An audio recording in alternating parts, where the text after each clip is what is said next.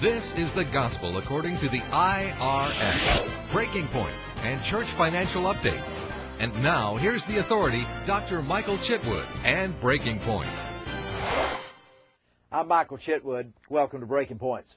We have major material to cover for this entire session, and I hope that you're prepared for some change and for some knowledge, because remember, knowledge is power, and power is knowledge. See, it's not what you know that will hurt you, it's what you don't know.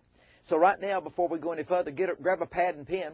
Let's get started, because I'm going to talk about probably the most controversial subject of all times. Not many people are willing or able or even knowledgeable to address this subject, but I am, and here we go. Grab a pad and pen. Let's get started right now.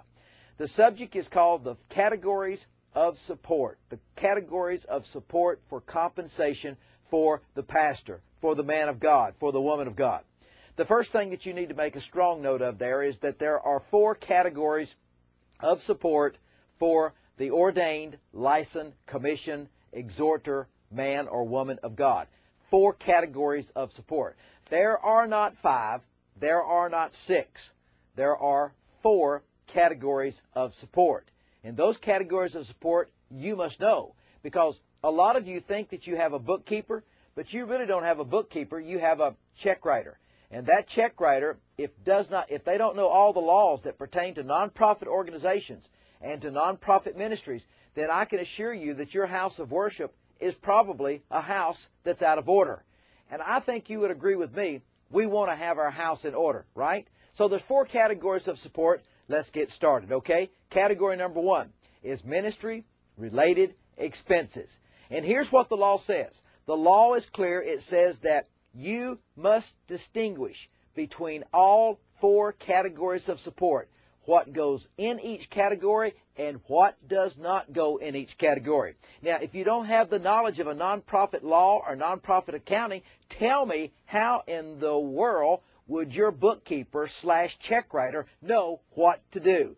She wouldn't. And therefore, there's problems that could come to her and to her family, because these penalties can be transferred to them or the responsible party. Now, let's examine category number 1. Category number 1, ministry-related expenses. In that category, you need to make a note that there's 66 items that go into category number 1. Let me give you a few of those if I can. Travel, meals, lodging, education, that's education for the pastor, for the man of God there, and even for the associate pastor if he qualifies. You have all of these categories plus many more. For example, what about airfare? What about laptop computers, beepers, cell phones? What about taxi? What about bellman? All of these expenses that you can think of there would allow you to qualify to exclude that from the ordained minister's W-2. Now, isn't that the whole point? Because with this, the law requires you to keep what we call a contemporaneous log. What does that mean, a contemporaneous log? It means a detailed log of every expense that you incur for the ministry. Then the church bookkeeper / check writer would then write you back a check for that, and that amount of dollars would not go into the W-2 form. And that's the whole objective, is to keep the W-2 correct and accurate, but don't put more in the W-2, because now if you put it in there, you have to take it out, and the only place that you can deduct that now is a 2106, which is carried straight through to Schedule A under miscellaneous deductions, and by that you lose most of your deductions. So category number 1 in this important series all week long is going to be the category of what? Ministry-related expenses. Let me give you the national average on that. The national average is about $4,800, or right around $5,000 a year, and that's something that you should think about. Also, can the man of God or the woman of God, the pastor of the church there, have a credit card?